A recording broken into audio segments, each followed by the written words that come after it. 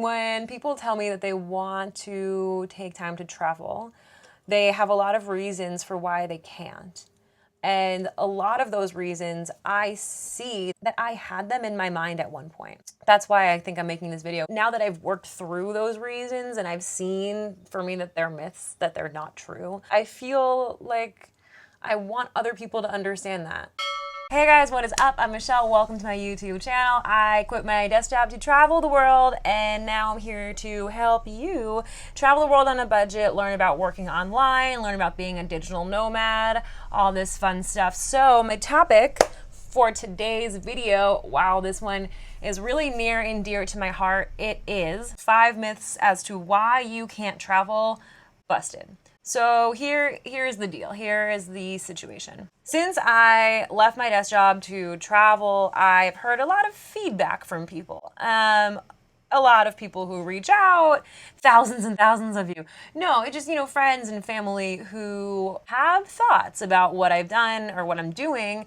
And a lot of people, this is what I hear from so many people, that they wish they could do the same thing, or they wish they had done the same thing and they can't because of this reason, that reason, the other reason. And a lot of the time it really breaks my heart because I hear what they're saying and I understand, but I hear that they're excuses.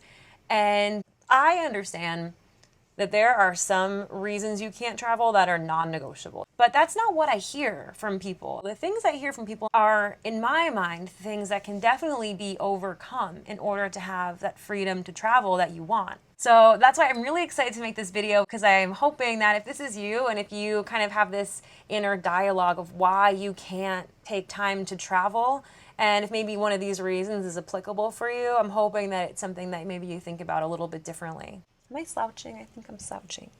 Okay, the first reason that people tell me they can't travel, which I think is a myth, is that they can't save money to travel. So I just made another video about this exact topic, but basically, I think you can.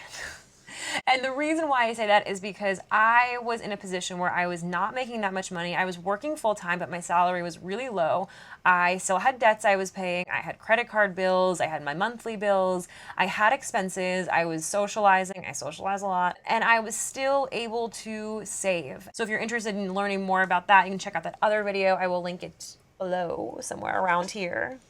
Okay, so the second reason why people tell me they can't travel, which I think is a myth that I want to bust, is that traveling is expensive. Okay, so this for me is really interesting because, of course, travel can be expensive, but it depends on what kind of traveler you are. And I am a budget traveler. I like to travel inexpensively.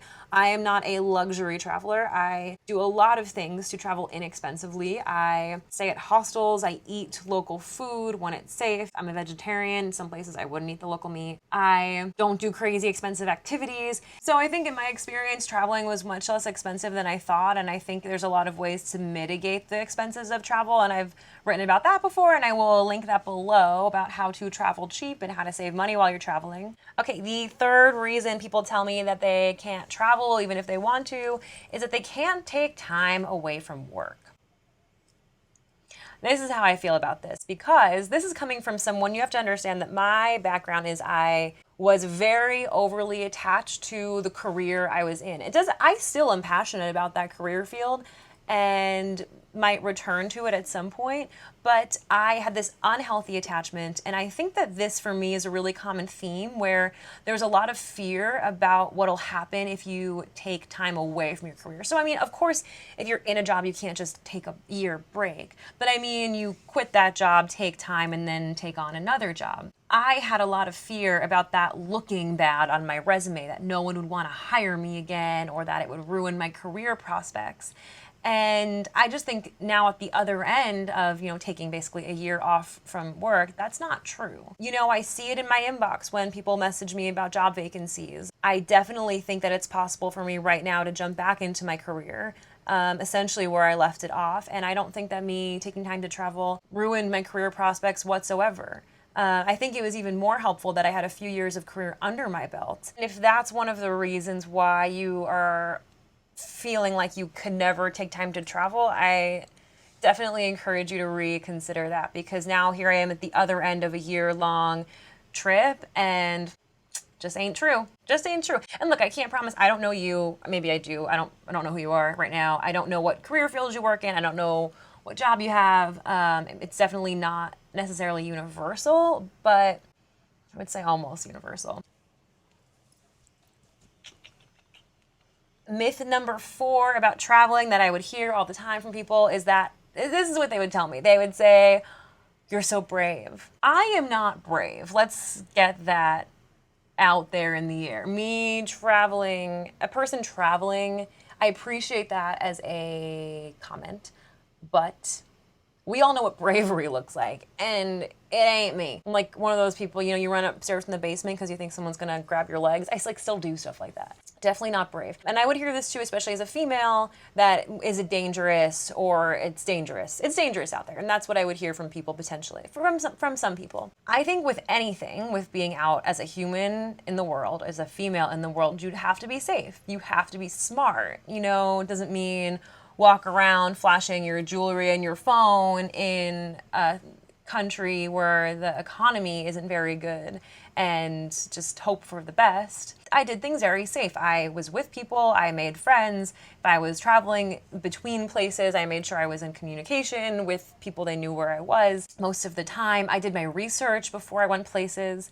And sure, there are parts of the world that, you wouldn't want to go to or wouldn't be able to go to as a tourist or a traveler. But I don't think that traveling is any more dangerous than stepping outside your front door and walking around your city. There were a few times when I definitely had my wits about me and I was being really cautious, but there were no times that I felt like I was in danger. Okay, I think this one's my favorite. The 5th reason that people tell me they can't travel, they can't do it, is because they're too old. And this is interesting to me because I'm 27, full disclosure, and it's a great age. I'm very happy with it.